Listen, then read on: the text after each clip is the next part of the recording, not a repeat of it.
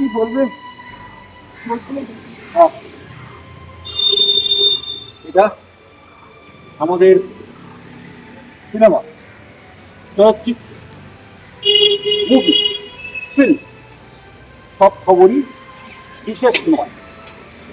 ছবিটা চলছে, এটা পঞ্চম সপ্তাহ। নন্দন এবং রাধাতে চলছিল, পঞ্চম সপ্তাহ থেকে শুধু নন্দন 2-তে চলবে দুপুর 3:55। আপনারা আসুন, আমরা থাকবো, আপনাদের সাথে ছবি শেষে কথা বলবো, সিনেমা নিয়ে আলোচনা হবে, দেখা হবে। আমাদের সিনেমা